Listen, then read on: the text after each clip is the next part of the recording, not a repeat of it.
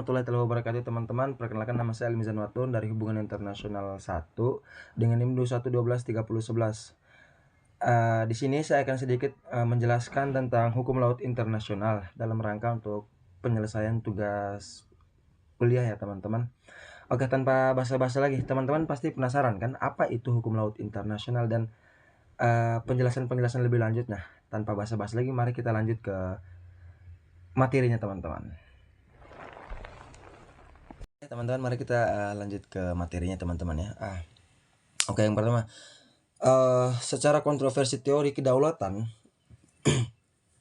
atas wilayah laut menyebabkan adanya perbedaan praktek negara-negara di dunia. Nah, negara-negara pengguna maritime user states, baik negara-negara maritim besar maupun negara-negara maritim tidak berpantai, menggunakan teori man liberum, yang menurut mereka sangat mendukung kepentingan dalam pemanfaatan laut. Nah, kepentingan pelayaran di perikanan, sebaliknya walaupun pada saat itu teori Mel Clausum belum diterima oleh masyarakat internasional sebagai hukum kebiasaan internasional. Pada abad ke-20, negara-negara berpantai atau coastal states telah mempraktekkan teori ini dengan mengklaim suatu wilayah laut tertentu, termasuk dalam kedaulatannya. Selanjutnya, perkembangan teknologi di bidang kelautan semakin memperparah konflik kepentingan atas wilayah laut.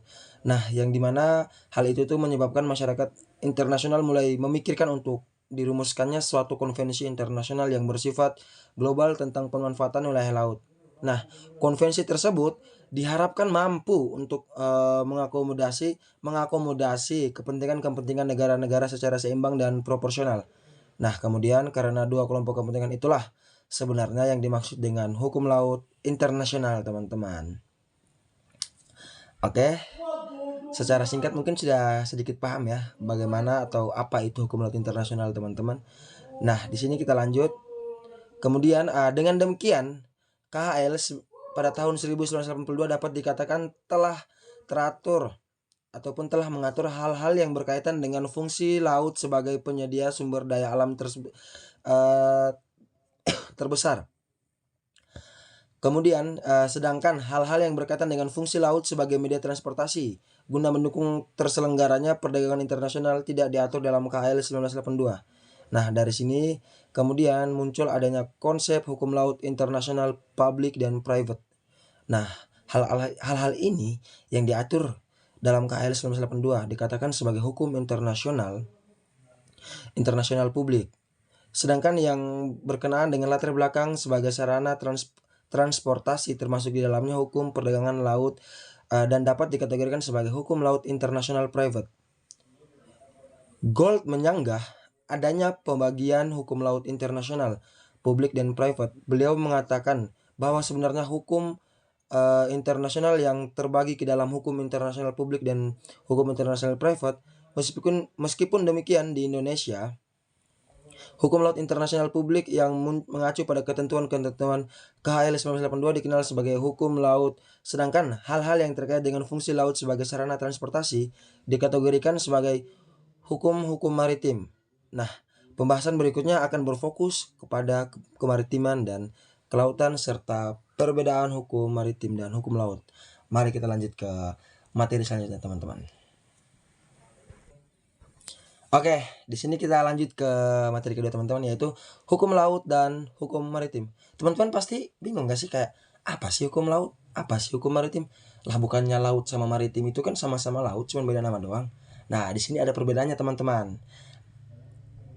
Oke, yang pertama itu, jika berbicara tentang laut secara akademik tidak bisa hanya dikatakan sebagai suatu atau satu jenis disiplin ilmu. Sebenarnya ilmu kelautan merupakan satu ilmu pengetahuan yang kompleks karena menyangkut berbagai ilmu yang berkenaan dengan dinamika perubahan laut berupa gabungan dari beberapa multidisiplin ilmu. Belajar tentang laut sama artinya kita belajar segala macam aspek, mulai dari hidrogeografi hingga kemudian aspek sosial ekonomi di wilayah pesisir. Dengan demikian, pembangunan kelautan memerlukan gabungan dari multidisiplin ilmu. Seringkali pembahasan tentang laut dimunculkan istilah maritim, sehingga banyak salah persepsi selama ini yang menganggap istilah laut dan maritim atau kelautan dan kemaritiman merupakan hal yang sama. Sebenarnya secara teknologi mereka berbeda ya teman-teman. Seperti yang dijelaskan di dalam buku ini teman-teman. Tidak bisa dikatakan bahwa keduanya itu sama dan seringkali terdapat kesalahpahaman. Sebenarnya secara terminologi kedua istilah tersebut berbeda dan tidak bisa dikatakan bahwa ruang lingkup yang satu lebih luas dari satu yang lainnya. Kemudian ditambah lagi apabila ditambahkan kata hukum menjadi hukum laut atau hukum maritim akan menimbulkan kebingungan penggunaan peristilahan dan acap kali orang tidak mengetahui ruang lingkup masing-masing istilah tersebut. Kedaulatan kelautan merupakan suatu peristilahan yang berhubungan dengan segala kegiatan di laut yang meliputi masalah kedaulatan dan kewenangan suatu negara, eksplorasi dan eksploitasi sumber daya alam dan baik hayati maupun non hayati yang berada di permukaan. Kemudian dasar laut yang berada di permukaan di dasar laut maupun ruang udara di atasnya, serta perlindungan lingkungan laut. Dengan kata lain, kelautan mengatur hal-hal yang berhubungan dengan fungsi laut sebagai penyedia sumber daya alam terbesar, sebagaimana disebutkan dalam pembahasan sebelumnya. Sedangkan kemaritiman lebih mengacu pada pelayaran atau navigation, perdagangan, seaborne trade, urusan ke pelabuhan dan segala macam kegiatan yang berhubungan dengan jasa maritim. Dengan kata lain, kemaritiman merupakan hal-hal yang berhubungan dengan fungsi laut sebagai sarana transportasi guna terciptanya perdagangan lewat laut, terutama perdagangan internasional. Sebagai ilustrasi, laut secara vertikal dapat dibagi menjadi 3 kolom, yaitu permukaan atau surface, kolam laut atau middle, dan dasar laut sebagai bottom. Pada permukaan laut terdapat kegiatan yang berhubungan dengan kedaulatan dan kewenangan suatu negara, serta kegiatan pelayaran dan perdagangan.